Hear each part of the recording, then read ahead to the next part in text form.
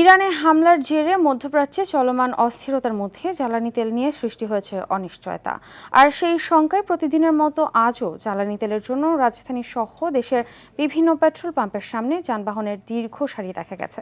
অপেক্ষারত যানবাহন মালিক, চালক, কর্মচারীরা বলছেন দীর্ঘ সময় অপেক্ষা করেও চাহিদা মতো তেল পাচ্ছেন না তারা।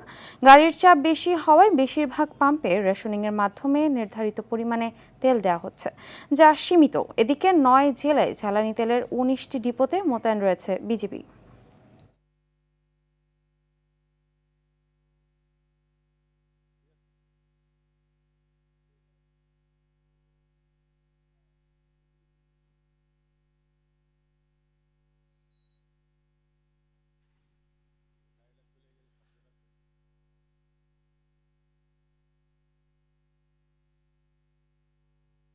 দর্শক, এই মুহূর্তে রাজধানীর বিজয় সরণি ট্রাস্ট ফিলিং স্টেশন থেকে সেখানকার পরিস্থিতি জানাতে যোগ দিচ্ছেন সহকর্মী জাহিদ রহমান।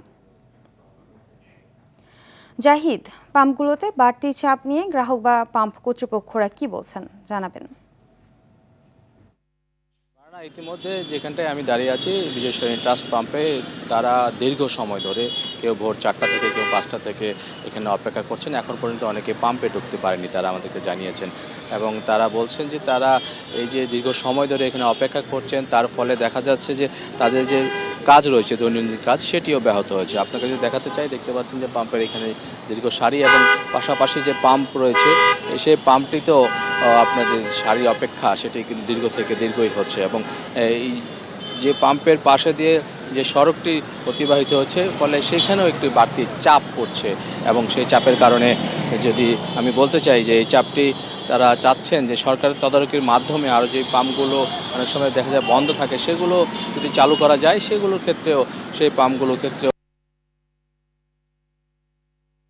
এবং এই ভোগান্তি তারা অবসান চাচ্ছেন। এবং যে জনগণের প্রতি যে এরকম যে ভোগান্তি, যে শঙ্কা তৈরি হয়েছে জনমনে যে তেলের সংকট হতে পারে, সেই জন্য যে তেল সংগ্রহ করে রাখা এবং সেটি যদি ব্যবহার করা, সেই বিষয়টি যেন নিরবিচ্ছিন্ন হয় এবং স্বাভাবিকভাবে প্রক্রিয়ার মধ্য দিয়ে চলে, সেটিকে আস্থা অর্জনের জন্য, মনিটরিং করার জন্য সরকারের দাবি জানানো হচ্ছে সরকারের প্রতি। এবং সরকারের পক্ষ থেকে বলা হচ্ছে যে পাম্পগুলো তো তারা একটি করে টিম দিবেন যারা এখানে থাকবেন এবং বিষয়গুলো তদারকি করবেন।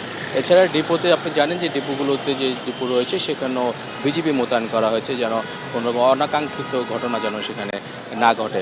তো সব মিলে এই যে প্রতিদিনের মতো যে দীর্ঘ সারি পাম্পগুলোতে, সেটি অব্যাহত রয়েছে। এবং পাম্প কর্তৃপক্ষ বলছে যতক্ষণ পর্যন্ত তাদের কাছে তেল সরবরাহ থাকবে, তারা বাহনগুলিতে তেল সরবরাহ করতে পারবেন। এবং সেটি রেশনিং মাধ্যমে হতে পারে বা যে পরিমাণ যতটুকু দেওয়া যাচ্ছে ততটুকু পর্যন্ত তারা দিবেন। ফারহিনা, ধন্যবাদ।